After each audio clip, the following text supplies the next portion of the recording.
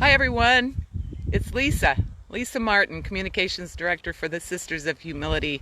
I'm out at Our Lady of the Prairie Retreat on UN World Bee Day. I'm here with Sister Margaret, the Director, and Todd, Property Manager, and a couple other fellows you'll meet later. Sister Margaret, do you want to read what we're all about with our bees? It says here that to raise awareness of the importance of pollinators, the threat they face, and their contribution to sustainable development, the United Nations designated May 20th as World Bee Day. The goal is to strengthen measures aimed at protecting bees and other pollinators, which would significantly contribute to solving problems related to the global food supply and eliminate hunger in developing countries. We all depend on pollinators, and it is therefore crucial to monitor their decline and halt the loss of biodiversity. In light of that, the Prairie has their very own beekeeper. Hold on. Trying to turn it. Oh, here we go. And here he is, Bob Rowe, the bee man. Hi, Bob. Hi. I guess this is supposed to be about bees today, and we're going to open up a couple hives and show you a little bit about the fantastic insects they are. I guess we better get going. Okay. First one we're going to open back here in the corner. The different hives have been, my grandsons decorate them over the winter. Oh, that's so cute. What are you doing? So we'll give them a little bit of smoke, and so hopefully it calms them down just a little bit.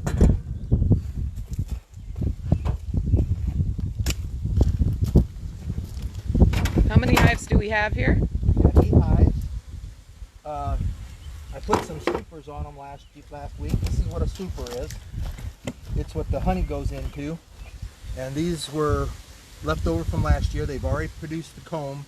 So all they have to do is fill them. And then come midsummer or fall, they can just cut the caps off of them and put them in a spinner and harvest them. How many are there? These are 10, there's 10 frames. These are a Langstroth style hive. And each one of them has 10 frames in them. This is a 6 5/8 inch box. Then we have a queen extruder to keep the queen from coming up and going into the where we want the honey, so she won't lay eggs up in the honeycomb. This one here, we'll take it off. We'll go right down to the bottom. I know where they're at. There's probably, well, guessing 20,000 bees in here. 20,000. A big hive during the summer will go up to around 80. Wow. These here are, can I identify the different bees? Here's a drone. This one here, the smaller ones are all worker bees. 90% of the bees in the hives will be workers, which will be the female bees. And this here is honey up above, and the queen will lay this part here full of young. This here is drone brood. We've got a drone coming out that's hatching right now, and these other white grubs in here are also drone brood that haven't been capped yet.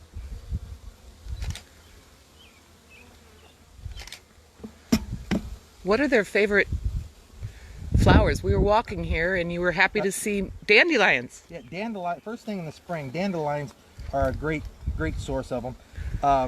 Some of the hives have a yellow, kind of look more yellow, and that's because the pollen on them. This one here still has more drone brood. It's the bigger drone brood. It's crowned. It stands up higher and is crowned. So there's babies in there? Yes. And this here is the worker bee brood. I see. And each frame here has about 3,500 cells on it. So you can take and divide that up to about how many's there, and there's probably, wild guess, 1,500 to 2,000 cells there that's got bees in it. I see. So 20,000 now. Patricia Mooney's on here saying up to 80,000 in the summer. Yes, ma'am. Up to 80,000 bees in the summer. The queen will lay up to 2,000 eggs a day. Wow. Here's another frame that's got a bunch of regular brood in it. Again, the drones are here. They're bigger. They're the male bee, and the workers. When a worker first hatches, we got a worker that's hatching over here. They'll come out and they'll be a real light color, almost look fuzzy. Oh, I see it hatching. And then they'll immediately start cleaning cells. They'll be a cleaner bee for a while, and then they'll turn into a feeder, and they'll start feeding all the cells, all the young bees. And then as they get older, they move into guard bees and then foragers. How often do you check? I try and check the frames or the hives about once a week. You pull each frame out? Not really. I check to see the major part of the frames, to see, like, these have queen cups on them. These are cells that they built that she can lay eggs in it to be queens. And Is that where they put the royal jelly? yes, ma'am. They put royal jelly in it and feed the queen royal jelly for her whole life. What is royal jelly? I can't tell you exactly. It's produced by the bees. It's more pollen and honey and a higher protein than what the regular worker bees are fed. Do the worker bees eat honey? Yes. Is that what their food is? That's what their food is honey. See, these here will all be drone brood because they're a bigger cell. But you can see all the little white grubs down in there. I can. Yep. Let's see, is there any eggs? She's got, you probably can't see them, but right down in here, there's an egg. It looks like a little grain of rice, but maybe eighth of the size. Down inside? Way down in the bottom of the cell. Okay. What's that mean? That's the egg. Oh, okay. These are cells, and the egg's down the bottom of it. Now in 2.5 to 3 days, that will hatch and lay down on its side in the bottom. Okay, here's one with pollen out. See the pollen packets on its side of its legs? I did. I see it. It's out, they've been out foraging today. Huh.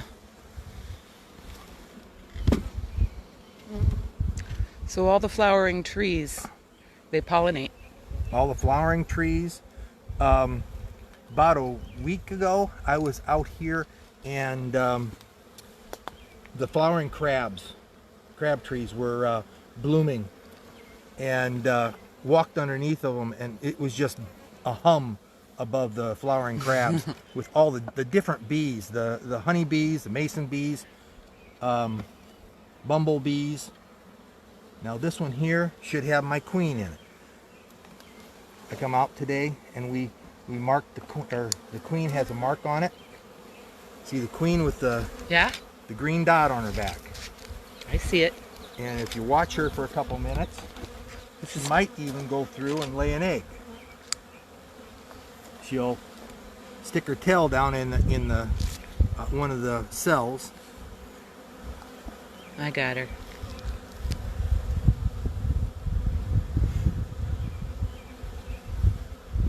The queens are marked with different colored dots for different years.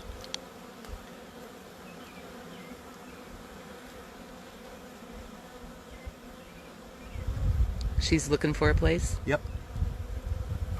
Did she come up there, or did she go to the other side? Nope. Right there. She's moving towards you. She just went, she's right up in the corner. Now, we don't know if she's going to lay an egg. Okay, but, well, we saw her. But you've seen the queen, and you see how much bigger she is in length than the other bees. So you pried off that little screen there. Yes. I come out earlier and found her and put the screen over her Uh-huh. so that we could find her easily. For this? For this. Wow, thank you. Because the queen's the most important part. Every bee in here is one of hers. There she is. They feed her and take care of her. Did you make that color on her? Yes, I put the dot on it. It's just a little paint dot. Mm-hmm. Sometimes I get a little carried away and put a little more than that. Back up for 1 second. But And my assistant over here. this here's honey that they packed into the corners. Let me see. This is honey up here. There she goes. There she is, right there. Yep. She's right up in the middle.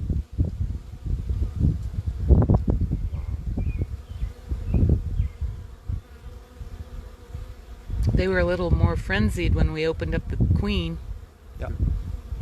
Yep, they hadn't. She'd been in there for an hour or so.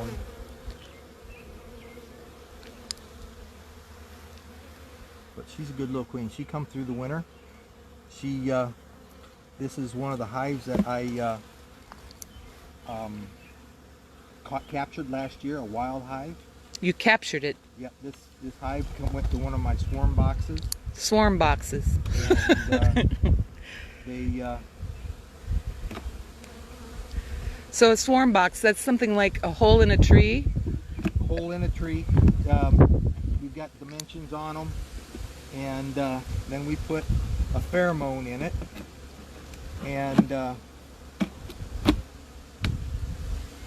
Pheromone attract the bees? pheromone that's supposed to attract the bees, and it smells something like lemongrass. So you were saying earlier that, for instance, this hive, a new queen bee might... There's what the pheromone is like. And that smells lemony? It smells like, oh yeah, like a lemongrass oil and some other things on it. It's produced by different companies have them. But So all these bees here, did you capture and then create the hive? I captured a swarm last year, Uh-huh. a swarm box. Now the bees I captured, I believe this box was in June of last year. So all these bees are new bees because a bee only lives maybe 40-45 days. Okay. Then it dies, it gets worn out, it gets eaten by bees, rained on, hit by a car, or just plain out worn out. And it dies. So she's always replacing them with new bees. Got it. So these bees here were born this spring. Sister asked me earlier this year because outside the front of a couple of these hives had all kinds of bees. The winter bees were dying because they were probably born in October of last year, and then they made it through the winter because they don't leave the hive.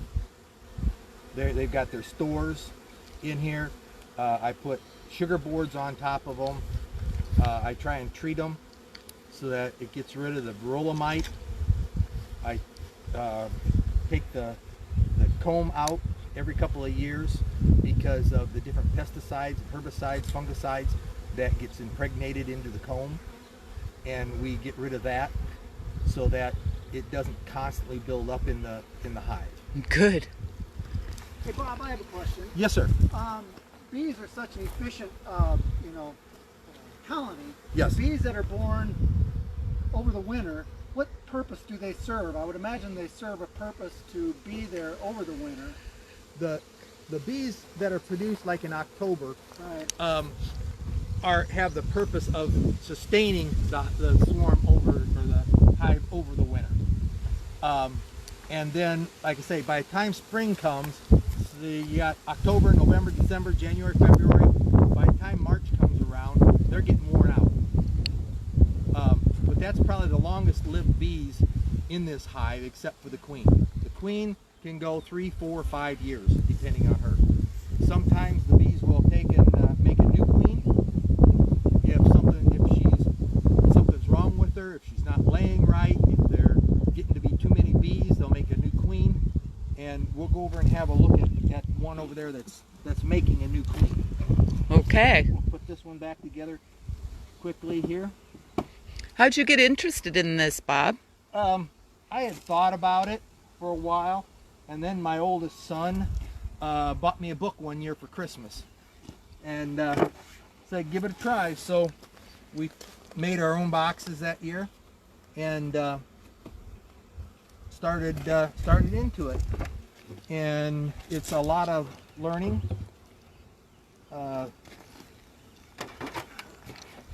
I've lost a lot of bees. I've saved some over the few winters, and it's just kind of growing a little bit. I've retired and gotten more into it. How many years now since you started? I've been doing it about 10 years. 10 years. Well, Most hives I've had.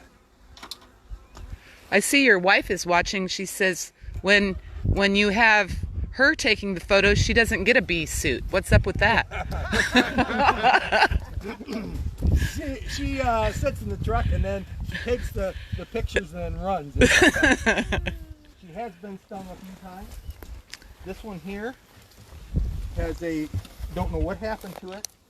The queen, either I crushed her when I was in the box, or she had some damage to her or whatever, but they are forming a new queen.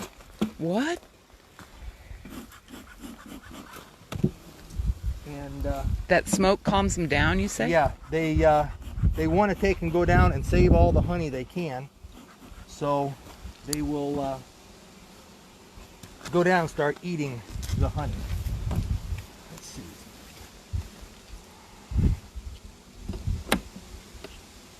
So the queen died, and now they're creating a new one. They're creating a new one.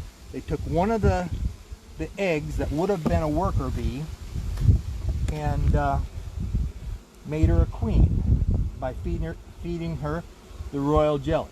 Okay, this one here this is all honey.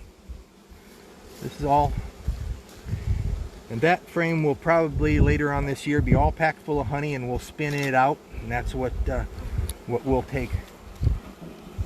And we'll serve here at the Prairie Retreat, maybe? Yeah. Yes.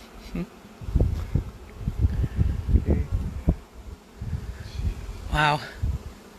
Yeah, they're just packed full. Okay, I know it's in this one. The queen cell? The queen cell. Okay, here it is.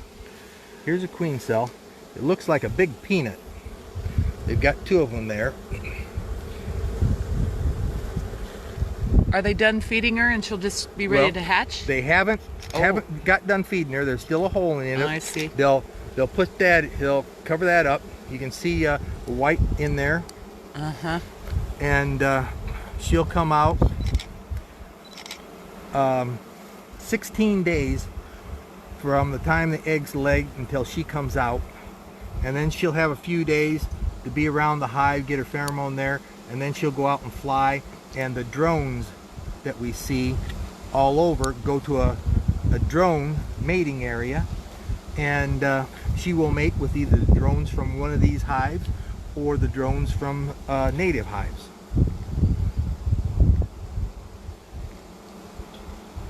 So they've got this, you can see the liquid honey all up through here that it's still, when the nectar gets down to around 18%, 18.1% moisture, they'll seal it up, cap it up. Save it for a later day? Save it for me. Now, this colored down in here, this is all the pollen that they've been bringing in. They pack that in to the cells, and then they mix it with the honey, the nectar that they bring in, and that's what they feed to the bees. That's what they feed to the young ones. It's called bee bread. Bee bread? Yeah.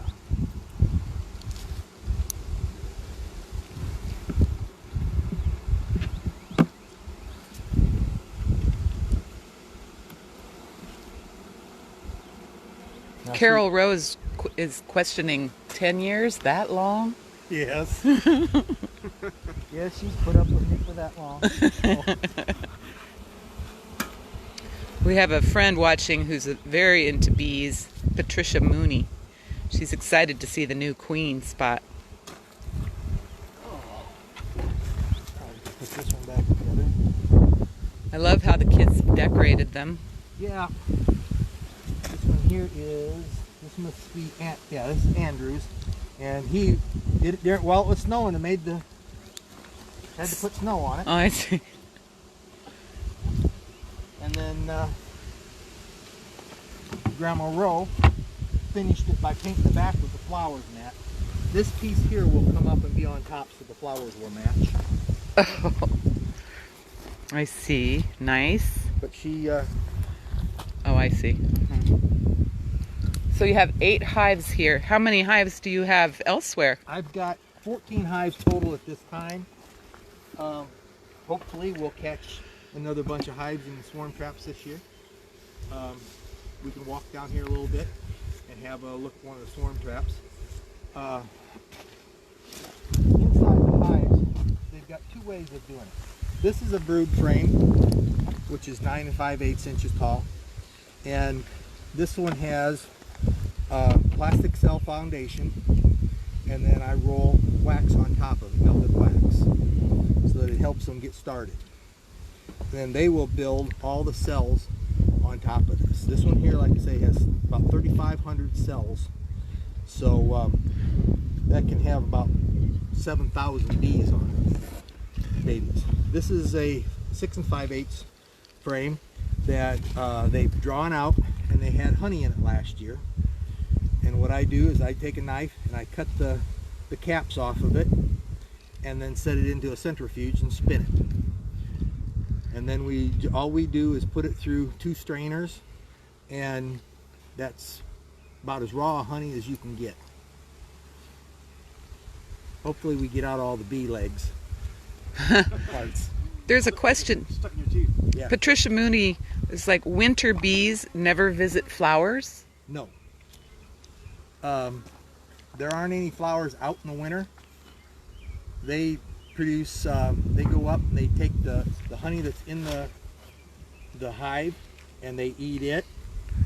And in the winter around here, the bees go into like a torpor where they cluster, and the outer bees keep are like insulation, and they'll go to where they almost don't move, and then the inner bees will start sucking them in to warm them back up.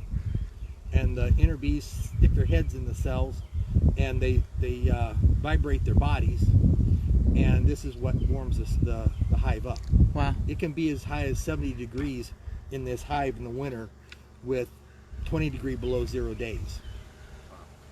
Then come probably March, they'll bring it up to 85, 90 degrees, and the queen will start laying eggs again in small patches, just as the winter bees start dying. And then they'll continue to grow, and like you see now, it's May, and we've got full frames of bees. I have a question. Anna February Hovey is watching with her son as a homeschool lesson. His question, are we taking food away from the bees when we consume the honey? No, not really. The honeybee is, from what I understand, is pretty much the only insect that produces food for us to eat. And they produce so much. The hives I had last year, I had 10 hives that produced around 120 pounds extra honey. They don't consume that during the winter. I've had hives that died this winter that had 60 to 90 pounds of honey still in them. The hives that come through the winter still had honey on them. Why do they die through the winter? For what reasons? Don't know. Whether they're just like, my feeling is they're like a human being. If their immune system gets low, they get viruses. We've got tracheomites, nosema, varroa mite, all that affect the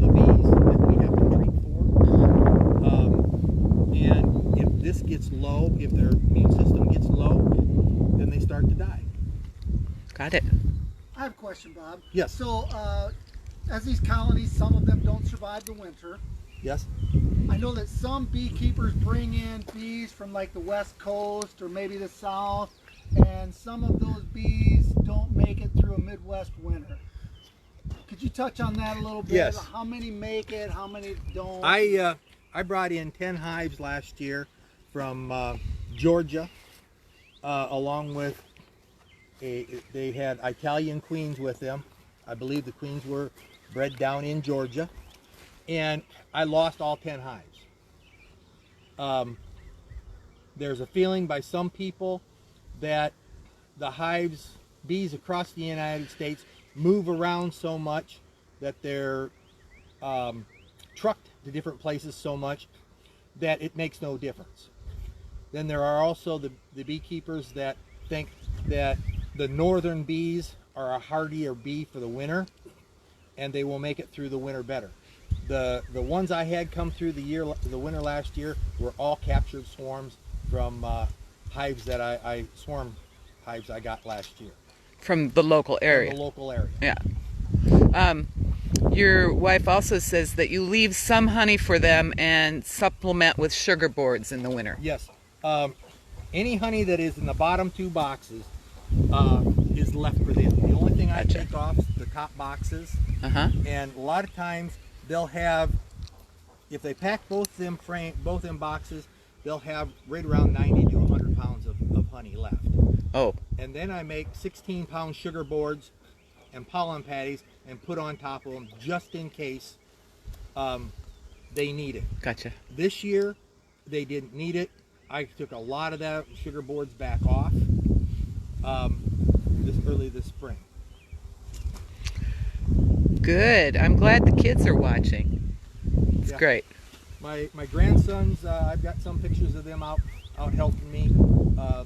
Little T, we've got a picture of him over at a farm, and he's just covered in bees. And he likes to go ahead of me and smoke. He smokes them for me and does a really good job at it. How many times have you been stung in the last 10 years? Couldn't tell you. I know there was one time last year, I was moving a hive one evening, only put a half suit on, and they crawled up the suit, and I think they got me like 30 to 40 times. Oh. So the wife made me take some antihistamines for that, but I just get a little hot spot right now, and within a half hour, it's gone. Yeah. Do you shout when you get stung? No. Any other questions? I think that's about it. Well, we're going to walk along the path here. Okay. And Let's walk down and look at the catch box. The capture box. You said that you've been in an attic before and taken care of a bee problem in someone's attic. How'd that go? That went pretty good. My youngest son helped me. How did you do that? We have a vacuum that we go in and vacuum the bees off of the comb, and then we push this plastic out of the cell and put rubber bands around it and hold the comb that is there into there, and we'll set it down into a new box. I did that in Eldridge last year, and it worked out really well. Cool. Bees will after they get so many bees in a box, they'll swarm. Or so many bees in a tree, they'll swarm, or an attic. And they set a queen cell, like we showed you the one. And when that queen hatches, she'll fly, or she'll stay there, and the old queen will fly with about maybe half the hive. And you might get that happening 2 or 3 times a year. So a hive that forms that we capture in June, July, generally does really well. But the hives that are in August, September, I had one last year in October, they just aren't big enough to make it. So I take and combine them with a bigger hive in order for them to make it through the winter. It helps strengthens both hives. I see. So what do we have here then? This is a swarm capture box A swarm capture box. that I put up, and put it kind of south facing. And when I first put it up, the bees from over there, we put a little bit of honey, and some frames of old comb in it, and the bees will find that. We've got the pheromone hanging in there for them to attract them, and they'll go in and start a new hive. When the queen swarms out of one of my hives over there, or a local tree, they'll go in. How many catch boxes do you have on this property? I've got 3 capture boxes on this property. Tried to hit the 3 of the corners of the property so that as the winds blow, it carries the pheromone out to a broader area. The bees that come to that might come from a couple miles away. I see. The bees, when they go out and forage, could forage 2 to 3 miles out, and this is a fantastic place for them. They've got all the dandelions in the spring, the trees. It's just beautiful. Down during the summer, all the grasses will have pollen in them. I know we've planted pollinator strips along the driveway here at the Prairie. Yes, I looked at them last year when I looked at it, and they were great. They're about a quarter mile long, Oh yeah. at least. 2 strips, yeah. 2 strips on each side of the road, Right. quarter mile long, and this is, like I said, this is just a fantastic place to have bees. Well, the Prairie Retreat has about 100 acres of natural prairie, woods, bordered by the Wapsipinicon River. Oh, it's, Everyone should come out sometime, taste the honey. yes, I can bring some more honey out. I've got plenty left. And we'll have more here in probably a couple months. Yay. Well, it's a beautiful place to come for a retreat, Our Lady of the Prairie Retreat. Thank you, Bob, for Well, showing us your pastime and your love. I thank you for allowing me to have bees out here. We're making out on this deal, buddy. It's Thank you. great. I love it. I can't believe how much the bees will enjoy this out here. All right. Thank you very much. Thank you. You bet. And that'll be all for now. Visit us at Our Lady of the Prairie Retreat Facebook page and the prairieretreat.org website.